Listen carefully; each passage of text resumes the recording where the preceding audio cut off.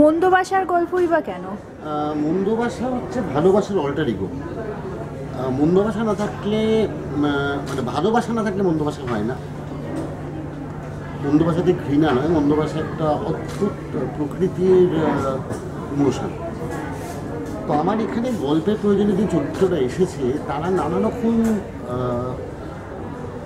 Emotional খেলায় তারা জড়িয়ে পড়ছে একে অন্যের সঙ্গে।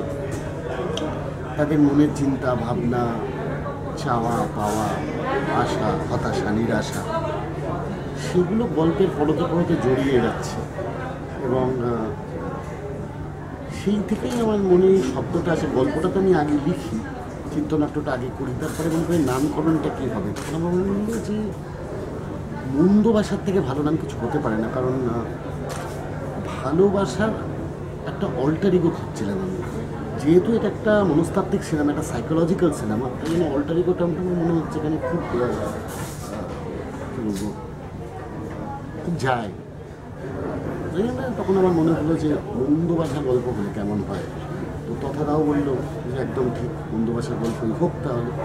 আমাদের টিমের অন্যান্যরাও বললো যে তাহলে মন্দবাসার গল্পই হোক। মন্দবাসার গল্প হ্যাপেন্ড। আর গল্প তো সম্পর্কের গল্প। একজন চিত্র পরিচালিকা, একজন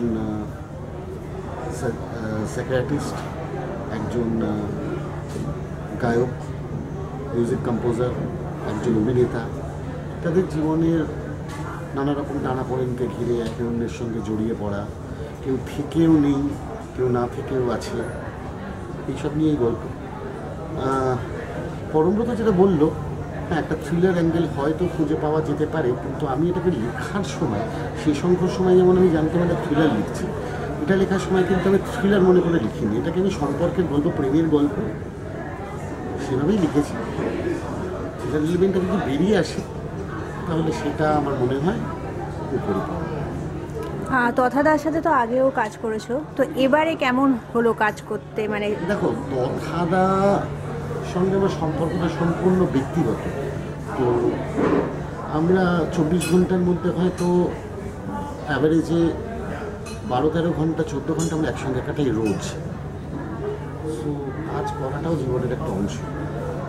আমি যখন অন্য কোনো পরিচালকের সাথে কাজ করবো, তখন যদি তুমি আমায় জিজ্ঞেস করো যে কেমন লাগলো, আমি উত্তর দিতে পারবো। তথাগতদার সাথে কাজ করাটা তো কী বলবো, বাড়িতে বাবা মার সঙ্গে থাকি, তথাগতদার সাথে কাজ করি, মানে খুব সিম্পল, খুব ইজি। তবে হ্যাঁ, যদি জিজ্ঞেস করো তাহলে এটা বলবো যে তথাদা, শ্রীশঙ্কর পরিচালক, তথাগত